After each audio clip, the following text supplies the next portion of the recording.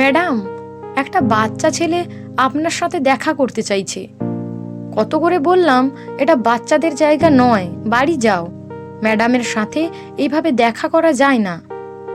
সে ছেলে নাছোড়বান্দা, সিকিউরিটির কথা তো শুনছেই না, উল্টে কান্নাকাটি শুরু করেছে।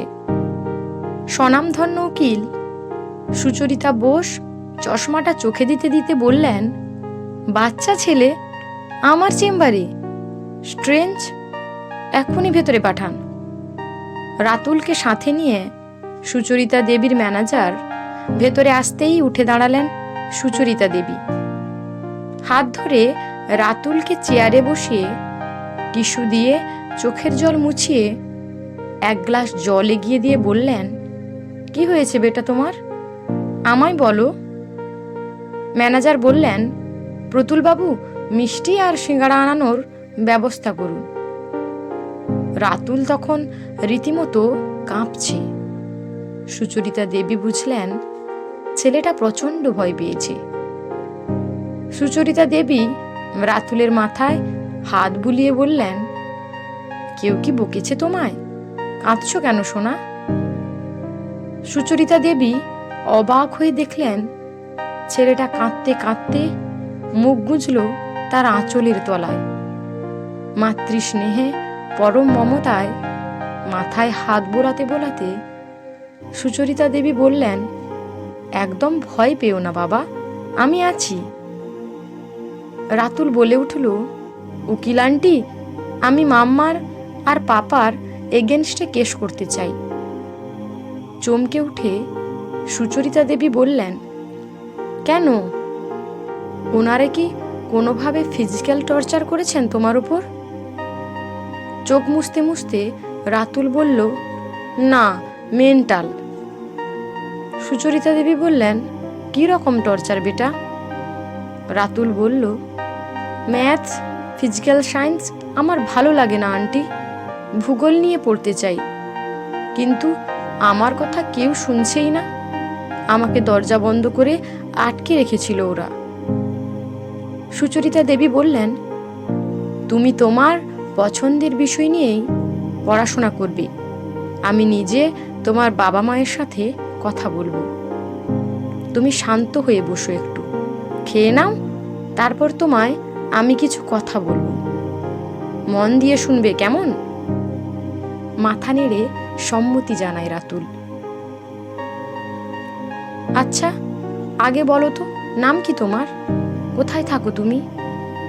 সুচরিতা দেবী বললেন, জানো তো রাতুল, প্রত্যেক বাবা মায়ের স্বপ্ন থাকে তাদের বাচ্চা সফল হবে, আর তারা ব্যাপারটা নিয়ে এতটাই সিরিয়াস থাকেন যে তারা ভাবেন তারা যেটা করছেন সন্তানের জন্য ভালোই করছেন, যেখানে কোনো ভুল থাকতে পারে না।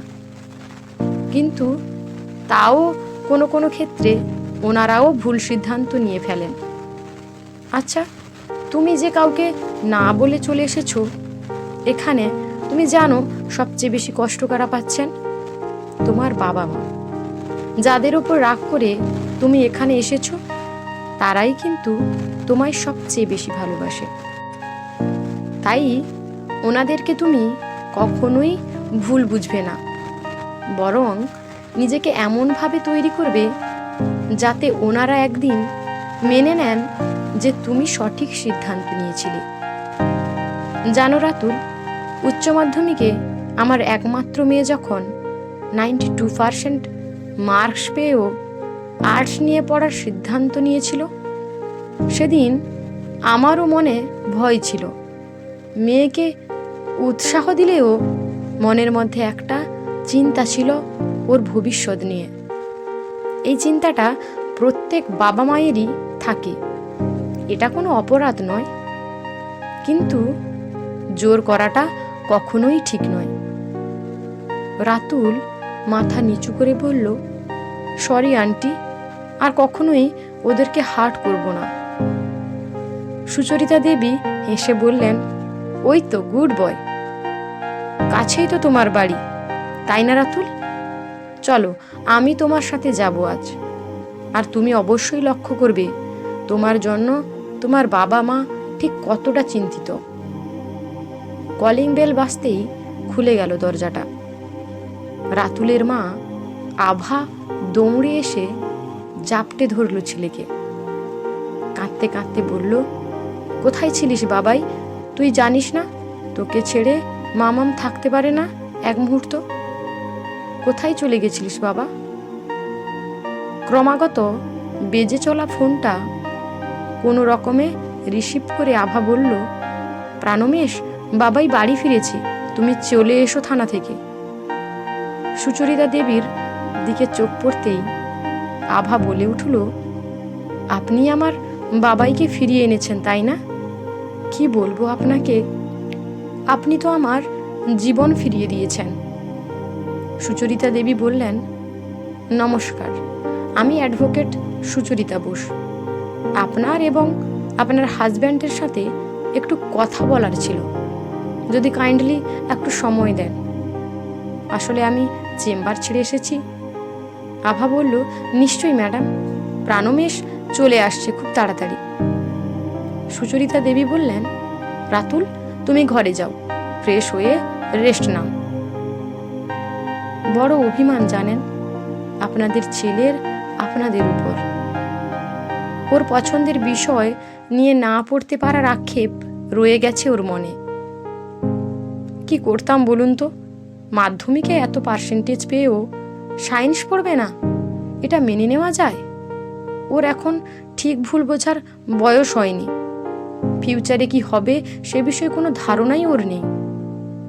কিন্তু যে সাবজেক্টগুলো নিয়ে পড়াতে চাইছেন সেগুলো তো ওর ভালো লাগে না। আর ভালো লাগার বিষয়গুলোতে তুলনামূলক বেশি নাম্বারও পেয়েছে। বিশ্বাস করুন, অনেক কষ্ট করে নিজের কেরিয়ার তৈরি করেছি আমি। শুধু ওকে ভালোভাবে মানুষ করার জন্য সর্বস্ব উজাড় করে দিয়েছি। ওর মা নিজের চাকরি ছেড়ে শুধু ওকে সময় দিয়েছে। এত কিছু যার জন্য জেনে বুঝে তার ভুল সিদ্ধান্তকে মেনে নিয়ে কি করি? আপনারা কেন ভাবছেন ওর সিদ্ধান্ত ভুল আর ওর কেরিয়ার যে নষ্ট হবে? সায়েন্স না পড়লে এটাই বা এত জোরের সাথে বলছেন কিভাবে? সায়েন্স পড়লেই যে আপনাদের কাঙ্ক্ষিত সব ইচ্ছে পূরণ হবে তার নিশ্চয়তা তো নেই, তাই না? আপনাদের সন্তানের উপর আস্থা রাখুন। ওর পছন্দের বিষয় জানার, পড়ার, শেখার সুযোগ করে দিন। নিজেদের ইচ্ছে, স্বপ্ন বাচ্চার ওপর চাপিয়ে দেবেন না। তারও নিজের মতন করে স্বপ্ন দেখার অধিকার আছে। আপনারা অভিভাবক হিসাবে ঠিক ভুল অবশ্যই বোঝাবেন, কিন্তু জোর খাটিয়ে স্বপ্ন নষ্ট করবেন না আপনাদের সন্তানের। 12 বছর পর সুচরিতা দেবী খবরের কাগজের প্রথম পাতা উল্টাতেই মুখে হাসি ফুটে উঠল। আবহাওয়াবিদ রাতুল সরকারের ছবি আর তাকে নিয়ে লেখা প্রতিবেদনটা দেখে মনটা খুশিতে ভরে উঠল তার। হঠাৎ ফোনটা বেজে উঠল। ওপার থেকে শোনা গেল রাতুলের গলা। আন্টি, পরশু বাড়িতে ফিরছি, তোমার আর দিদিভাইয়ের আশা চাই কিন্তু। মা কনফারেন্সে আছে, কথা বলো। শোনা গেল আভার গলা। দিদি, বাবাইয়ের ছবি কাগজে বেরিয়েছে, দেখেছ? সব তোমার জন্য। সুচরিতা দেবী বললেন, না আভা, ভুল বললে। তোমরা রাতুলের উপর আস্থা রেখেছিলে, তাই আজ তুমি একজন স্বপ্ন পূরণ করা সফল সন্তানের মা।